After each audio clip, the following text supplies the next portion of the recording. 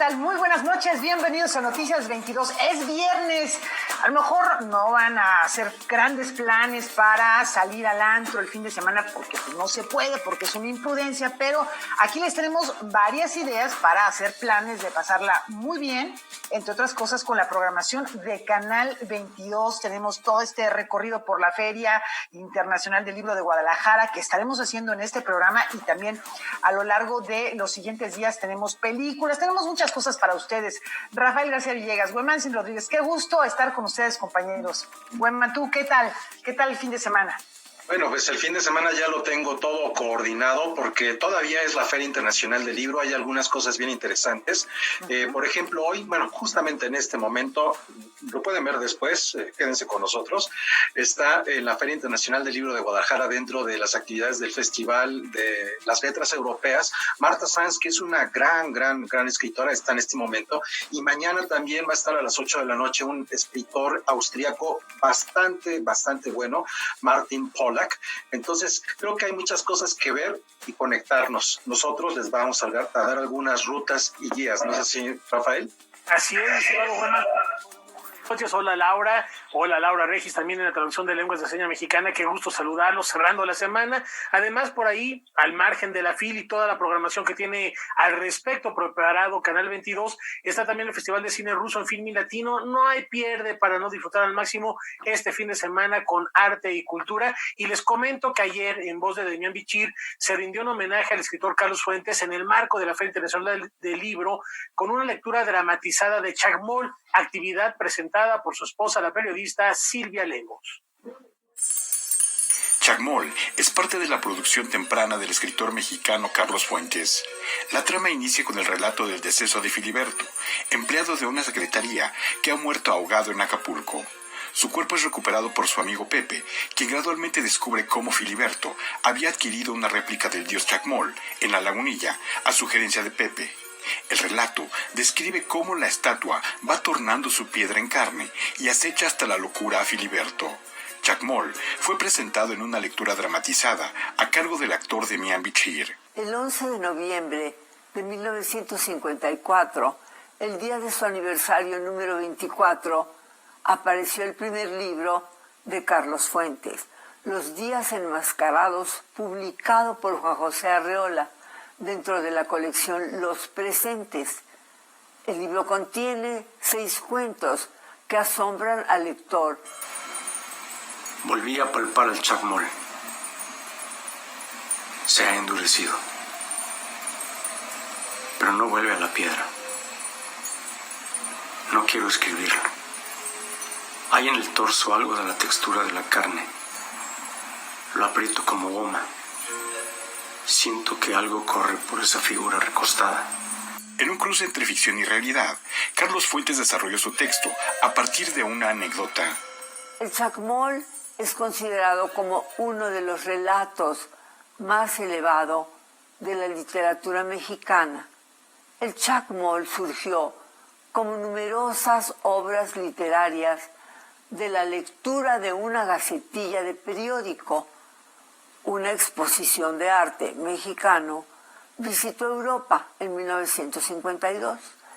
En ella figuraba el Chacmol, dios de la lluvia. A su paso, produjo tempestades y cataclismos. La gente le ponía centavos en la barriga e inmediatamente se desataba una tormenta espantosa. Creía nuevamente que era imaginación. El Chacmol, blando y elegante, había cambiado de color en una noche. Amarillo, casi dorado, parecía indicarme que era un dios. Pero el tono fantasmagórico de Chacmol es, a la vez, una metáfora de vida de la tradición prehispánica. Con esto, para los mexicanos siguen vivas las formas cosmológicas de su México, que se resiste a morir y se manifiesta a través de un misterio. La anécdota gira en torno a la resistencia de nuestras viejas formas de vida. Noticias 22, Víctor Gaspar. Continuamos con más que hay en la Feria Internacional del Libro en Guadalajara. Allí también se considera, se premia, se reconoce a las literaturas en lenguas indígenas. Juana Peñate recibió el Premio en Literaturas de Lenguas Indígenas de América 2020 por su trabajo Danza de la Lluvia. Hoy conoceremos un poco más acerca de esta autora chiapaneca y cómo surgió su inquietud por la escritura.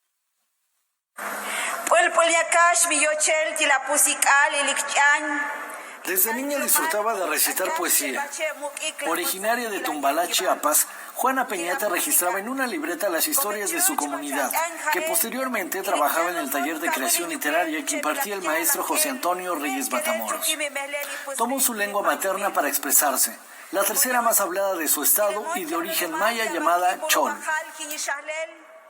Sentí la necesidad, ¿no?, de compartir con los niños, con los jóvenes, algo sobre la cultura, sobre la lengua, ¿no? Entonces me dedicaba a dar talleres con niños, más bien me dedico a dar talleres con niños, y que eso también me ha permitido conocer mi pueblo, convivir con la comunidad más cercana, y eso pues me ha permitido pues escribir poesía también.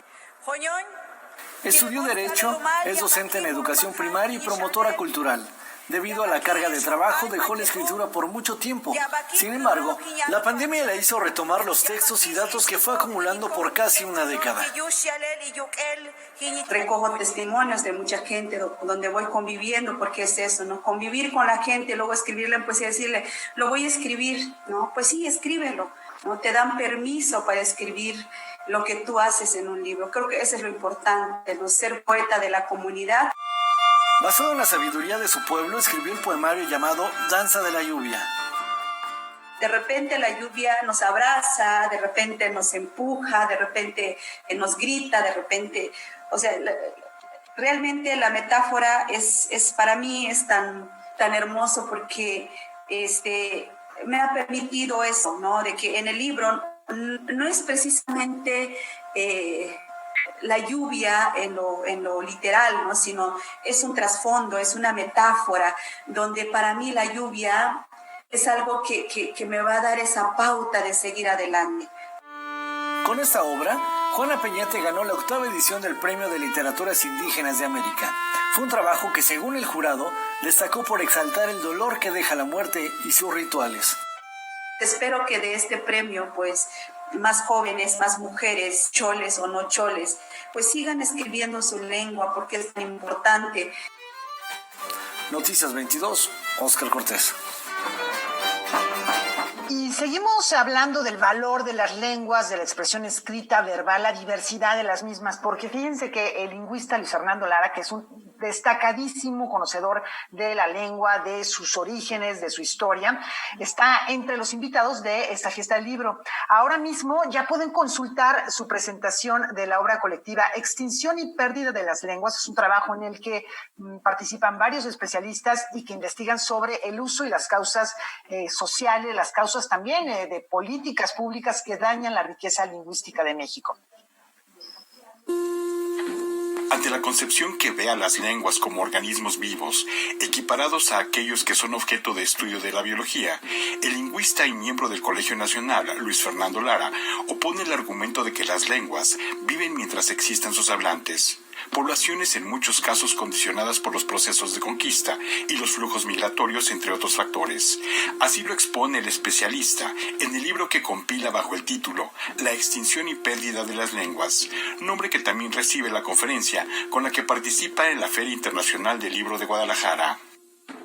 Junto con estos factores también está, por supuesto, la actitud de las autoridades. Autoridades que aplastan las lenguas, o autoridades que que buscan conservarlas. Y en ese caso yo creo que en México en particular se podría hacer muchísimo. Se emitió un aumento al segundo artículo de la Constitución, en donde se habla de que tanto las lenguas indígenas como el español son lenguas nacionales. Ya sabemos que, bueno, estas proclamaciones, mientras no se instrumentalicen, son muy buenos deseos, ¿no? Al grado de que yo afirmo que el núcleo de la ideología de la identidad mexicana está en ese pasado prehispánico. Pero eso no corresponde a la presencia actual de los indios. Y a la presencia actual de los indios, y esto es herencia española, se la discrimina, se la pospone, y entonces las políticas lingüísticas, claro que tratan de atacar esta discriminación y esta posposición. Ante ello, también observa los efectos que el centralismo del castellano en nuestro país tiene sobre las lenguas indígenas nacionales y la necesidad de aproximarlas con un enfoque integral. Una verdadera educación bilingüe debiera consistir en que se enseña, ante todo se impulsa el uso de la lengua materna y se enseña el español como segunda lengua, es decir, como lengua extranjera. Esto es importantísimo para la formación de la identidad de los niños indígenas. De tal manera que un niño indígena al que se le diera educación en su propia lengua, no solamente en la escuela, en el jardín de niños, sino que llegara por lo menos hasta la preparatoria, se volvería bilingüe, por supuesto, pero se vería, digamos, reconfortado en su propia cultura. Las implicaciones de la circunstancia lingüística que describe nuestro país también involucran los procesos de democracia, pues ante la perspectiva patrimonialista de las culturas nacionales, destaca la necesidad de que los diversos grupos de hablantes participen de la actualidad del país. Vemos más un enfrentamiento entre actitudes políticas y si es posible utilizar mentiras en el enfrentamiento, tanto mejor. Entonces no hay democracia posible. Más bien lo que tenemos es un proceso de descomposición social que terminará por destruir la democracia. Porque yo creo que en una democracia uno como ciudadano no solo tiene libertad, también tiene responsabilidad. Y es esta responsabilidad la que tenemos que impulsar para combatir la infodemia. O sea que es un problema bastante grave respecto del cual, pues yo creo que por el momento lo que podemos hacer es simplemente llamar la atención, ¿no? Noticias 22, Víctor Gaspar. Es momento de hacer una brevísima pausa. Noticias 22 apenas comienza, no se vayan.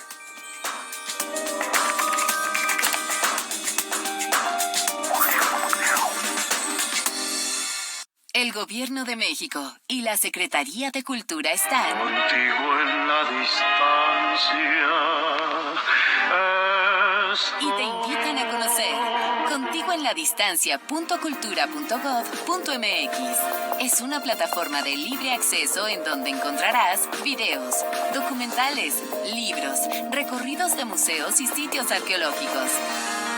Gobierno de México. Solo podemos abrazarnos así. Besarnos de lejos. Reunirnos, pero cada uno en su casa. Sabemos que son tiempos difíciles para ser joven. Pero también son buenos para participar en las decisiones importantes. Si cumples 18 antes del 6 de junio de 2021, tramita tu INE desde ya. Tienes hasta el 10 de febrero.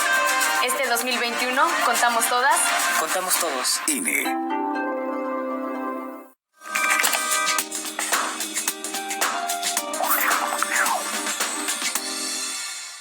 Bueno, hace rato les decía que si no tienen planes todavía para el fin de semana, vayan anotando porque Canal 22 les ofrece muchas opciones. Nada menos, mañana sábado, que es 5 de diciembre, al mediodía, no se pierdan la transmisión de A la Conquista del Espacio. Es una conferencia en la que Miguel Alcubierre y Gustavo Medina Tanco platican acerca de la tecnología que nos va a permitir viajar enormes distancias para descubrir el universo. ¿Qué les parece? Los vamos a dejar con un avance, con una probadita de lo que van a ver desde casa.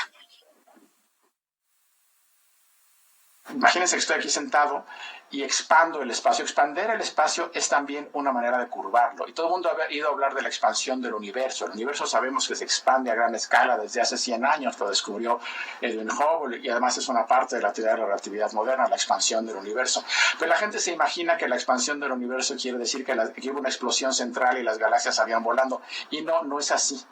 La expansión del universo es más bien que el espacio se está estirando. Las galaxias están muy tranquilas, sin moverse gran cosa, pero el espacio en medio se está estirando. Entonces lo que se me ocurrió es, bueno, ¿qué tal si en lugar de estirar el espacio así en la escala de todo el universo, qué tal si lo estiramos poquito aquí atrás de mí? ¿Qué tal si expando lo que me queda entre mi espalda y la pared? Pues eso me va a alejar de la pared. Pero no me sirve para llegar a ningún otro lado. Entonces, ¿qué tal si hago lo opuesto enfrente? ¿Qué tal si contraigo el espacio entre mí y, digamos, la pantalla? Entonces me voy a acercar a la pantalla, me voy a alejar de la pared, pero yo no me estoy moviendo. Es el espacio el que se expande y se contrae. Y resulta que puedo hacer esto sin ningún límite de velocidad. No hay ningún límite a la velocidad a la que se puede expandir el espacio. Y esto es una cosa bien interesante. Yo podría utilizar este efecto de expansión y contracción para viajar más rápido que la luz. Y continuamos con ciencia, porque es costumbre que los viernes hablamos en este espacio de ciencia. Para la sección de hoy, Karen Rivera platica con el Premio Nobel de Química del 2004 sobre un sistema que destruye la base de las proteínas defectuosas para dar paso a nuevas proteínas. ¿De qué le sirve esto a nuestro cuerpo? Vamos a averiguarlo. ¿Qué tal? Qué gusto saludarlos en Liminal, la ciencia en movimiento. Los seres humanos tenemos cerca de 25,000 tipos de proteínas en el organismo que se encargan de orquestar la sinfonía de la vida. Aunque son fundamentales, están expuestas a constantes daños. En la sección de hoy quiero compartirles parte de una conversación que tuve con el ganador del Premio Nobel de Química en 2004, Aaron Shikanover, científico israelí que descubrió la ubiquitina, proteína que se encarga de limpiar las moléculas dañadas en el cuerpo. Vamos a escucharlo. Cuando se mira al espejo a diario, quizá piense que ve el mismo rostro mientras se peina o maquilla, pero eso es falso. Aunque no lo perciba, la química del cuerpo cambia todos los días del 5 al 10% de sus proteínas. Un dato importante porque gracias a ellas puede hablar, mover los músculos y realizar sus actividades cotidianas. Sin ellas, moriría de inmediato. La maquinaria que le permite deshacerse de las proteínas dañadas y viejas y al mismo tiempo renovarlas se llama ubiquitina y pertenece al sistema proteolítico. Because if we are accumulating in the body, if we do not remove the damaged proteins, we can get diseases like cancer. Cancer is caused by bad proteins called oncogenes. Or we can get brain diseases like Alzheimer or Parkinson, because proteins are accumulating in the brain, bad proteins accumulate in the brain and cannot be removed, and therefore we need a proteolytic system that will take them away, that will throw them into the garbage to clean the body and to make new proteins instead of them. Shikanover asegura que el talón de Aquiles de las proteínas es su sensibilidad. Son una metáfora de la existencia humana, porque así como dependen de la temperatura y el oxígeno, al mismo tiempo estos elementos pueden dañarlas si les llegan en cantidades superiores o inferiores a lo que necesitan. El descubrimiento del sistema proteolítico y la ubiquitina sientan las bases para el desarrollo de tratamientos contra enfermedades que se pensaban sin cura. We discovered the system that removes, that destroys the bad proteins and allows new proteins to come in. And it's a very, very important discovery because based on this discovery, many drugs for cancer were developed and new drugs for brain diseases will be discovered. And by that, we helped millions of people all over the world, including in Mexico. El Premio Nobel de Química asegura que las proteínas son la esencia de la vida. Proteins are our major component. We are made of proteins. You know, the red color of the blood comes from a very important protein called the hemoglobin that carries oxygen. The muscles, the movement is driven by proteins. The antibodies that immunize us against corona are proteins. The eyes and the signal that we see, you know, the fact that we can see and interpret it as a picture in our brain is all made of proteins. Basically, proteins are the essence of life.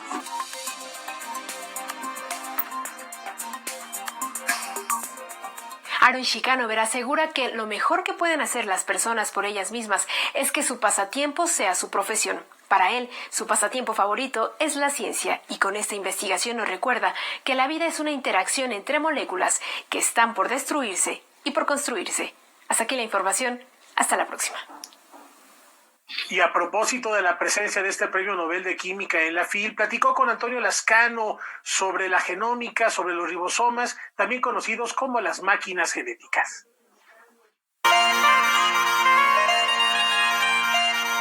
Cuando tenía 19 años, Venki Ramakrishnan llegó a los Estados Unidos. Esperaba dedicarse a la física, pero descubrió en la biología una etapa más emocionante. Originario de India, su interés por los descubrimientos en la bioquímica lo hicieron adentrarse en el problema complejo de la estructura y el funcionamiento del ribosoma, la fábrica de proteínas de la que depende la actividad celular del cuerpo. Su investigación multidisciplinaria lo llevó a recibir el Premio Nobel de Química en 2009. Este 2020 participó en la Feria Internacional del Libro de Guadalajara con la conferencia La Máquina Genética, en la que estuvo acompañado por el biólogo Antonio Lascano. A lot of science is becoming like that. If you look at genomics, genomics now involves very sophisticated mathematics and statistics and computer science. So, and there's a lot of machine learning and artificial intelligence being used to discern patterns in genes and so on. So I think this multidisciplinary concept is going to become more and more important. I don't know if there's a need to particularly prepare for it, except what I advise people, young people, is to get a very broad education.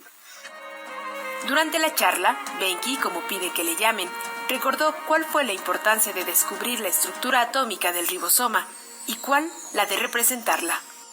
You know, without different kinds of representations, the ribosome would be just a collection of balls of atoms. You know, each atom would be represented by a small ball or a marble, and you would have 500,000 atoms.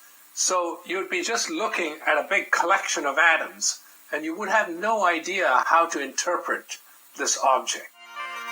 El Nobel también señaló que los científicos están en una encrucijada debido a la desinformación y desconocimiento del valor científico, y que esto no será un problema fácil de resolver.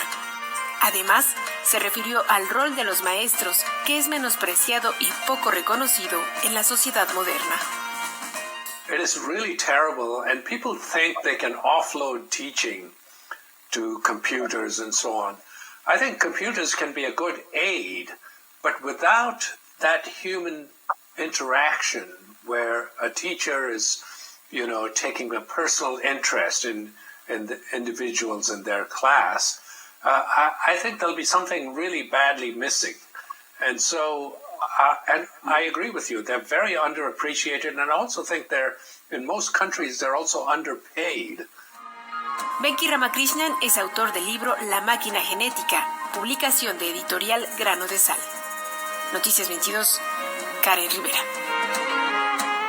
Por supuesto que es interesante y eso es una de las cosas gratas y de las posibilidades que hay en la Feria Internacional del Libro de Guadalajara cuando uno se encuentra absolutamente con una cantidad enorme de propuestas intelectuales, de reflexiones y de pensamiento, como es el caso de la ciencia, como acabamos de ver.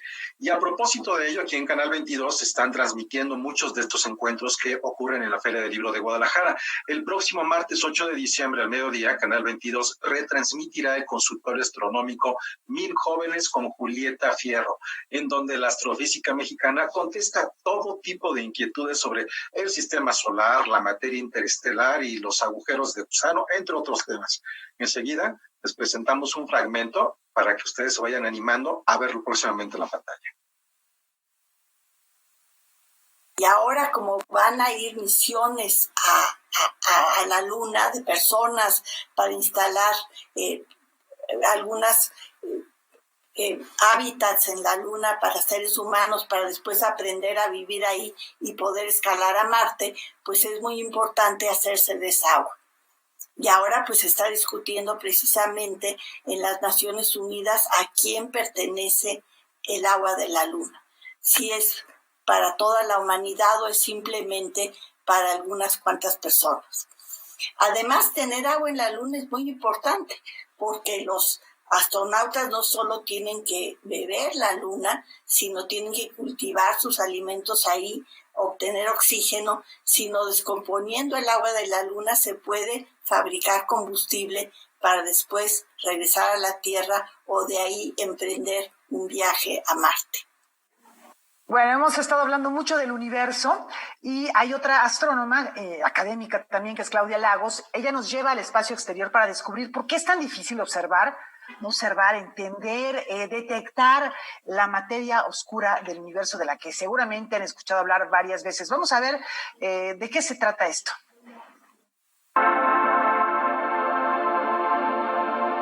Aproximadamente el 95% del universo que habitamos es oscuro. El 68% de él está compuesto de energía oscura y el 27% de materia oscura, que no son lo mismo. Pero, ¿cómo se llegó a este entendimiento actual del cosmos? ¿Cómo se sabe que solo el 5% del espacio es visible? La astrónoma chilena Claudia Lagos ha dedicado gran parte de su carrera al estudio de la formación y evolución de las galaxias y al rol que juega la materia en este proceso. Es un tipo de componente del universo que no podemos ver directamente, y a eso nos referimos en general al concepto de materia oscura. Ahora, ¿por qué no podemos verla directamente? Eso tiene que ver con la naturaleza de esta materia oscura que esperamos que exista. Entonces, la forma en que la observamos es siempre indirecta y la vemos a través del efecto gravitacional que tiene. ¿Por qué es tan difícil directamente observarla? Es porque una vez que uno entiende que esta materia actúa solamente gravitacionalmente, hay muchos posibles candidatos que podrían darte ese tipo de comportamiento. Entonces, si quieres, el parámetros, la cantidad de parámetros que hay que estudiar son muchos para poder determinar qué es la materia oscura. En 2012, Claudia Lagos se unió al Observatorio Austral o del Sur, eso por sus siglas en inglés, en Alemania.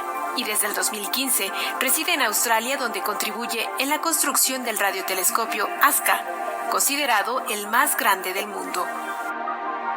Y la idea es que estamos moviéndonos a observar el universo en radio, donde ya no vemos estrellas, sino que lo que queremos ver es lo que está haciendo el hidrógeno en el universo. Y no solamente localmente, sino que a través de la historia del universo. Entonces, es un paradigma bastante diferente de lo que hemos hecho hasta ahora. La científica participó en el Coloquio Internacional de Astronomía, Universo y Sociedad en la mesa La materia oscura a escalas galácticas, como parte de la Feria Internacional del Libro de Guadalajara. Noticias 22, Karen Rivera. Es momento de hacer una pausa y la invitación de cada noche hoy en Debate 22. Álvaro Cueva estará acompañado por Pia Watson, Alberto Estrella y David Arrieta para hablar de su nueva película Conversaciones. No se lo pierdan, en punto de las 9 de la noche, terminando Noticias 22. Es momento de hacer una brevísima pausa. La invitación es para que sigan con nosotros. Ya volvemos.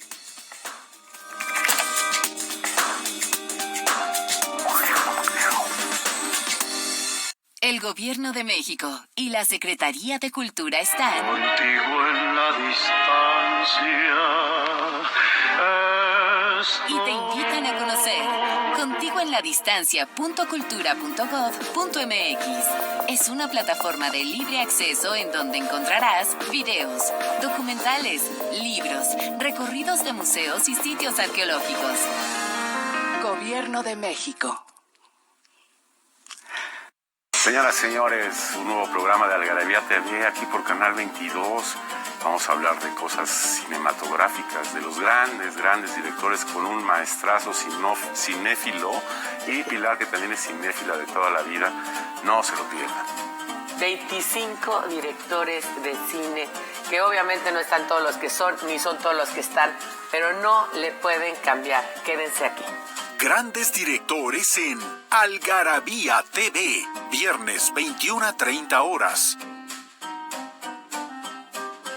Esta es la historia del campesino y violinista don Plutarco. Nos sacaron los guachos.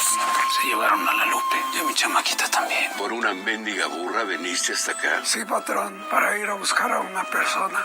El violín, premio Ariel a Mejor Ópera Prima y Mejor Guión Original en 2007, en el marco del 75 aniversario de los estudios Churubusco, del director Francisco Vargas. Estreno, domingo, 23 horas.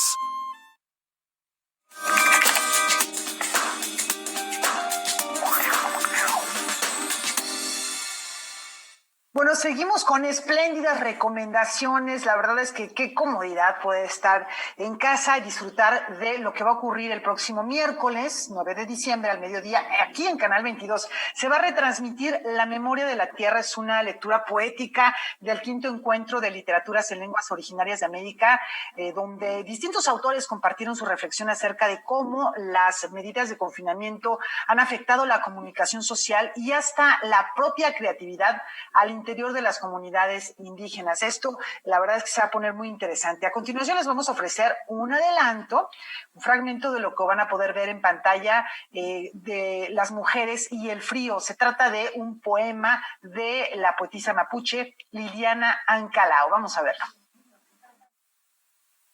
Inchequimongutre, Feichi, Pichisomongen, Guardapolvo meu, Suminclei. Incheni Chauni Ramler Clásica, Mula Fui, Muleni, Ñamuntuel, Escuela Meu, Cachito Antuini, Chipugua Fun Forro, Catayeu, Impichilo, Inchenge Fun, Quiñeque Lucu, Cutrafulu, Ifuin, Nautre, Taín, Leliael, Chipusungun, Nicuyuan, Incompan, Cleael. Las mujeres y el frío. Yo al frío lo aprendí de niña en Guardapolvo. Estaba oscuro. El Rambler Classic de mi viejo no arrancaba. Había que irse caminando hasta la escuela. Cruzábamos el tiempo, los colmillos atravesándonos la poca carne. Yo era unas rodillas que dolían. Decíamos, qué frío, para mirar el vapor de las palabras y estar acompañados. Vamos ahora con una invención. La ficción también se hace realidad de la forma en que la escribimos y la leemos. En su nuevo proyecto cultural, Rafael Courtois se dio la tarea de reunir textos desconocidos de autores reales vivos o muertos y textos reales de autores desconocidos. A continuación les presentamos la antología Inventada. Hace muchos años el poeta chileno Rafael Courtois se cuestionó qué estaría escribiendo en esos tiempos Rubén Darío o Franz Kafka. Inmediatamente después comenzó a escribir con sentido del humor poemas de escritores desconocidos, imaginarios, muertos e imposibles que forman parte de la antología Inventada, un título editado por el Fondo de Cultura Económica que fue presentado en el Salón de la Poesía.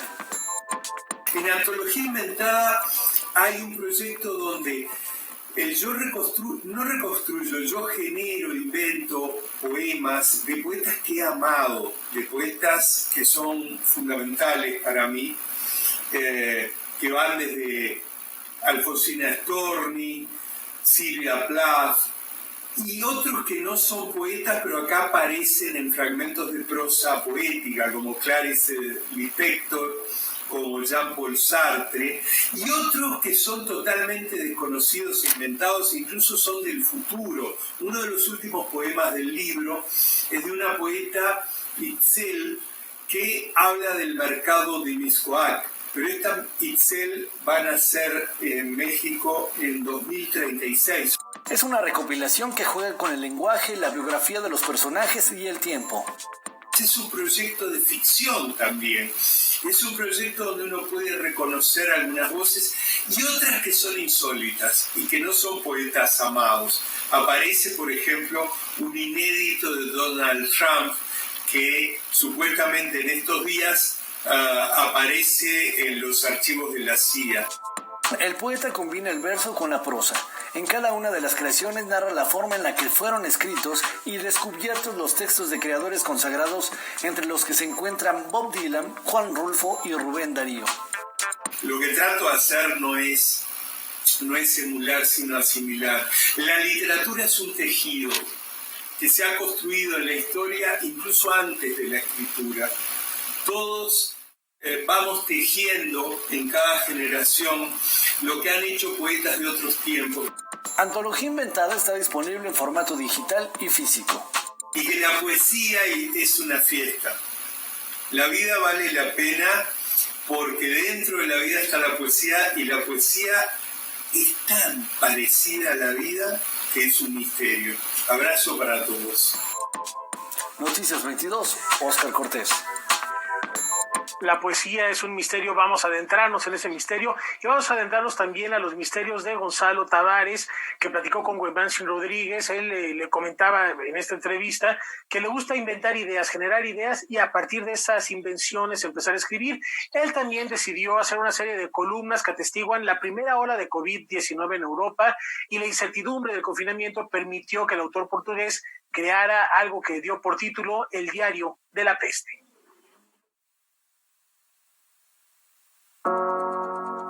Frente a las noticias de horror que vivía Italia a principios de este 2020, cuando nada se sabía de la pandemia, hubo incertidumbre en el mundo a la espera del contagio. Eso vivió Gonzalo Tavares, participante del Festival de las Letras Europeas en la Feria Internacional del Libro de Guadalajara 2020. Uno de los escritores portugueses más destacados de su generación, que escribe sin pensar en el género literario y piensa que el lector tiene un trabajo tan importante como el autor. Pero, ¿qué pasa cuando la realidad toca a la puerta y no se puede escribir?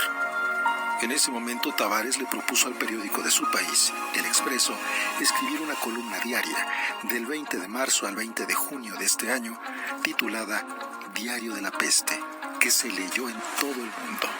Entonces eso me parece que con el tiempo va a ganar más fuerza, ¿no?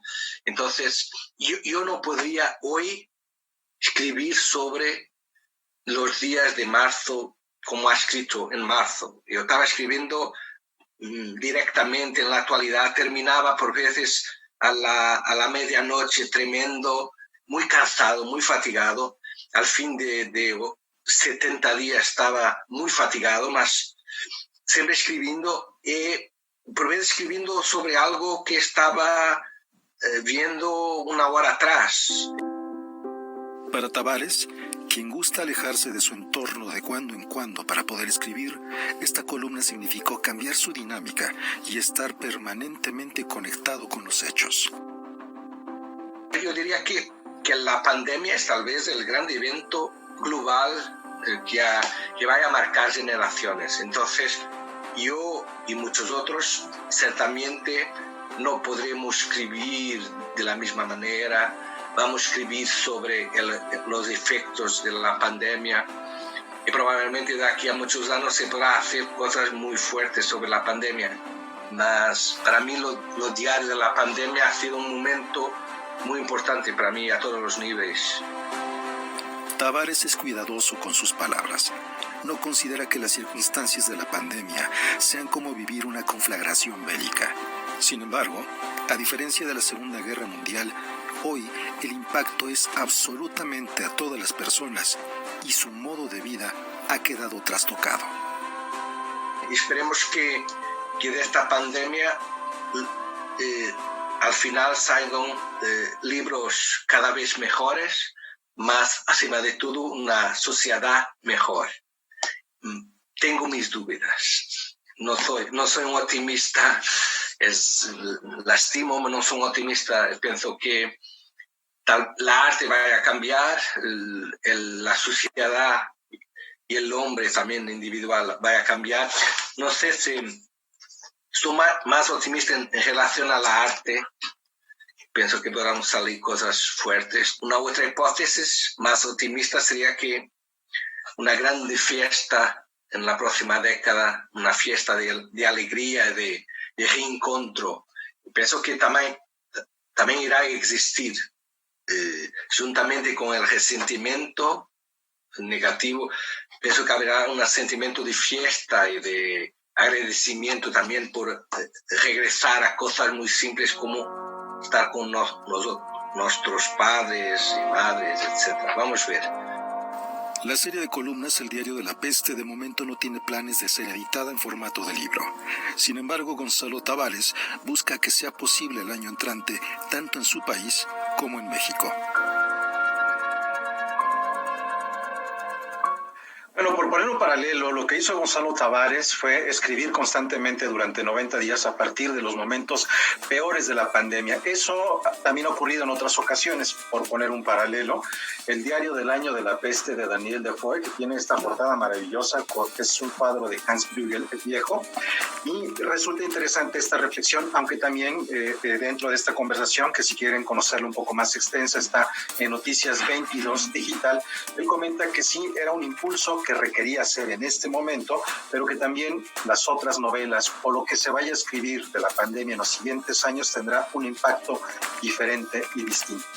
Es momento de hacer una pausa. Queremos también invitarles en esta pausa que no se pierdan el próximo domingo a las 22:30 horas la presentación de la película El Violín por la pantalla de Canal 22, este magnífico largometraje de Francisco Vargas, que tiene como protagonista a un músico de Guerrero, de linaje de la familia Tavira, muy importante para el son de Tierra Caliente en esa región, y la historia es fantástica. Los invitamos a que no se la pierdan. Hacemos una pausa. Volvemos con más.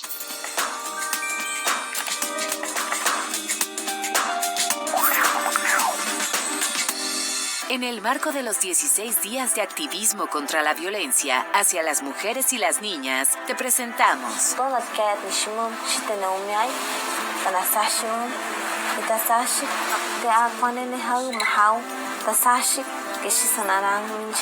Magda o el pueblo de los pescados. Dirección, Dalia Sos Hernández y Shareni Zafragatica. Ambulante más allá. Estreno, domingo 6 de diciembre, 16:30 horas.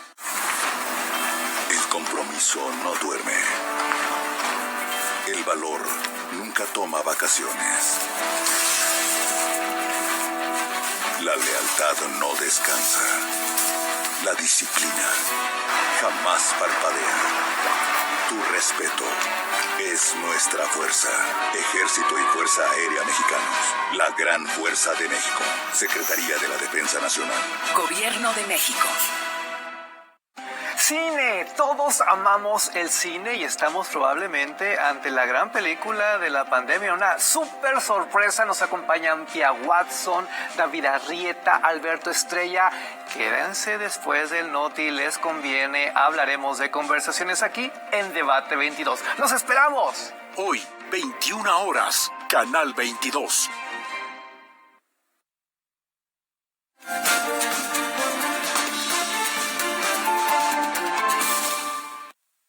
En el marco de la campaña 16 días de activismo contra la violencia hacia las mujeres y las niñas, se presentaron los resultados preliminares de una encuesta que enumera la cantidad de agresiones que reciben las mujeres periodistas, no solo de nuestro país, sino de todo el mundo.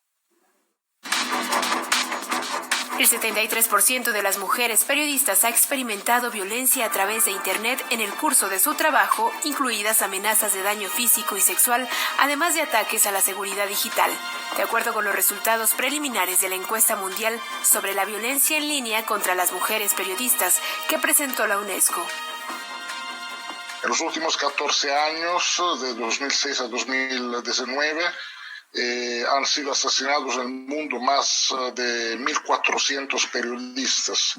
De ellos, 109 fueron mujeres. Y México, el problema de la violencia contra los periodistas empezó a empeorar mucho a partir del año de 2004. En ese periodo más de 100 periodistas mexicanos han sido asesinados. De ellos, 17 son mujeres. La encuesta fue realizada en colaboración con el Centro Internacional de Periodistas como parte de la campaña de activismo de la ONU de 16 días para conmemorar el Día Internacional de la Eliminación de la Violencia contra la Mujer. Más de 1.200 periodistas de todo el mundo respondieron a este llamado y entre los resultados se encontró que el 16% de ellas dijo que el acoso y el abuso en línea fue mucho peor durante la crisis sanitaria. Lo que sufren los hombres, o sea, agresiones, intimidaciones, pero también agresiones específicas por ser mujeres. O sea, aumentó mucho el ciberasedio, las campañas de difamación, muchas veces con un fondo sexual, las amenazas también de tipo sexual, te vamos a violar, etcétera. Entonces, hay una cuestión general en el mundo y una cuestión específica en México. En México, la UNESCO, ONU Derechos Humanos, ONU Mujeres y el Centro de Información de esta dependencia crearon la plataforma Puntal, que funcionará como herramienta para sistematizar los ataques contra periodistas y brindará herramientas de autoprotección. Tenemos una sección que es dedicada a documentar los casos de agresión y a generar estadísticas nacionales al respecto, con el fin de promover avances positivos en el sistema judicial mexicano relacionados con el caso de violencia contra los periodistas. Los resultados completos de la encuesta se presentarán y debatirán en la Conferencia Mundial de Libertad de Prensa el jueves 10 de diciembre. Noticias 22, Karen Rivera. Bueno, y este es lo que vamos a platicar a continuación. Tiene que ver también con la violencia hacia la mujer de una manera completamente distinta, pero ahí está presente. Hace unos días les platicamos de la presentación de la obra de teatro de Jorge Volpi, Las agujas de mentes. Hoy, en voz de su propio autor, vamos a escuchar cuáles fueron sus motivaciones para abordar este tema, este final trágico de las dos mujeres de Ted Hughes. Vamos con la entrevista. Nivada presenta. Con Las agujas de mentes, Jorge Volpi regresó al teatro para hablarnos de la vida de Silvia Plath, una de las poetas más importantes del siglo XX. Llamé una y otra vez y nunca contestaste, Ted. Silvia Plath la conocía por haberla leído y desde luego había escuchado sobre la trágica muerte que tuvo, su suicidio en el horno con el gas. Pero en realidad lo que no sabía y descubrí mucho después y empezó a obsesionarme fue la repetición de ese suicidio hecha por quien fue la amante de Ted, por quien dejó a Silvia, por Asia Weiville. Entonces esta obra de teatro por supuesto es sobre Silvia Plath, pero también es sobre Asia Weiville. No es solo sobre la vida de Silvia, sino sobre estas cuatro personajes, estos cuatro protagonistas, junto con Ted Hughes, el marido de Silvia, y David Weiville, el marido de Asia, y cómo estas cuatro figuras terminan configurando pues este terrible, trágico cuadrángulo. En Las agujas de mentes vemos como dos mujeres inteligentes, con aspiraciones, que buscaron ser independientes y que trascendieron a su tiempo, tuvieron a su lado a un hombre que las violentó física y psicológicamente. A ellas, a Silvia y a Asia, les toca vivir ese momento inmediatamente anterior a la gran revolución feminista de los años fines de los 60 y principios de los 70. Por lo tanto, los papeles de la sociedad estaban todavía mucho más marcados por el heteropatriarcado, mucho más marcado que sería mucho más difícil para una mujer ser libre. Y las dos lo intentan a su manera. Silvia lo intenta a través de sus poemas, Asia lo intenta vitalmente. Asia es una mujer también pues difícil y compleja para su época, una mujer que se había casado 3 veces, que no había querido tener hijos, que tenía una vida de una enorme libertad sexual con muchísimas parejas que ella iba decidiendo, y no es sino hasta que se encuentra con Ted, hasta que se enamora de Ted, que entra en la misma espiral de violencia que también había sufrido Silvia. Publicado por Almadía, este libro nos presenta los rasgos más antiguos de la humanidad: la pasión, el amor, el desamor, la dependencia y la culpa. Me arden los labios. Lo que realmente me interesó es que los propios protagonistas, todos poetas o fascinados por la poesía, fueran quienes contaran su historia y por lo tanto tener el núcleo dramático de ese momento en el que inicia toda la historia, que es el momento en el que Silvia y Ted invitan a su casa en Devon, en las afueras de Londres, a Asia y a David, y cómo a partir de ahí, de ese primer encuentro, surge el resto de la historia. Además, es una historia un tanto fantasmagórica, ocurre muy probablemente tras la muerte de Silvia y la muerte de Asia, con lo cual pues se trata también, digamos, de una historia de fantasmas, de los fantasmas que cada quien carga, del fantasma de Silvia que cargaba Ted y que cargaba Asia, del fantasma de Asia que terminará pesando sobre todos los demás, y desde luego pues sobre las condiciones también de poesía y de violencia que vivieron los 4 protagonistas. Noticias 22, Alberto Aranda. La acción se desarrolla en un tiempo indeterminado.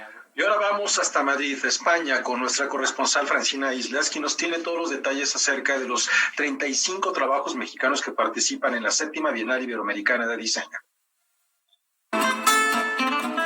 La Bienal Iberoamericana de Diseño ha llegado con las complicaciones por COVID conocidas a su 7ª edición, una edición que reúne un máximo de 35 trabajos de cada país iberoamericano, donde tanto diseñadores consolidados como emergentes participan con propuestas transversales que abarcan distintas disciplinas. Evidentemente hay algunos ejes que son una constante, que son los diseños que tienen que ver con la sostenibilidad, con la innovación, con el diseño para todas las personas, la inclusión, el diseño para el desarrollo. Nosotros tenemos unos galardones a los cuales hay instituciones asociadas como Cooperación Española, porque entendemos que es ese diseño que aporta a las comunidades o que se desarrolla colectivamente puede ser un punto de partida y de inflexión con el entorno. En el caso de sostenibilidad tenemos muchos proyectos, de hecho México ha sido galardonado con un proyecto ligado a innovación y a sostenibilidad de producto, que es el proyecto de Enrique Jorge Reyes, que es un dispensador de agua, una botella de agua hecha con cerámica y metal, que es un enfriador, algo muy sencillo, y tú ves que es una pieza que su complejidad es interna, digamos, que por fuera no se ve, pero que es realmente impecable, ¿no? De los 35 diseños mexicanos que participaron en esta edición, 8 han sido galardonados, como por ejemplo el Premio de Diseño de Moda a Cancino Lara. Y es un rescate de la vestimenta tradicional mexicana. Juega con la idea de los pliegues, el movimiento, y bueno, un jurado internacional muy importante y potente que hemos tenido este año lo ha valorado casi por unanimidad, así que enhorabuena a Cancino por esta propuesta. También tenemos de México a Mariachi Gema Negra, es una web sobre mariachis del estudio Saturna, que uno dice, bueno, un aspecto tan folclórico de la vida mexicana, sin embargo la web es impecable porque le da un tono muy contemporáneo, muy moderno, muy elegante a este recorrido de este grupo musical. También han recibido mención especial el proyecto Sonidos Textiles de María Cristina Pérez, las publicaciones de Héctor Esraue y por innovación a Enrique Jorge Reyes por su dispensador para bebés. Para Canal 22, desde Madrid, España, Francina Islas, corresponsal. Y nos despedimos con música. Si bien la pandemia ha ensombrecido las celebraciones por los 250 años del natalicio de Ludwig van Beethoven, que se iba a celebrar a lo grande en este 2020, ya se están postergando para el 2021 las conmemoraciones. La FIL se recordó a este gran genio de Bonn, Alemania, el hombre que nos enseñó y nos demostró que se escucha con el corazón y no con los. En la Feria del Libro de Guadalajara se presentó el dúo Simbolov-Gutiérrez a propósito de este aniversario, y con eso nos despedimos. Laura Weman, muchas gracias. Disfrútenlo, muy buenas noches. Buen fin de semana.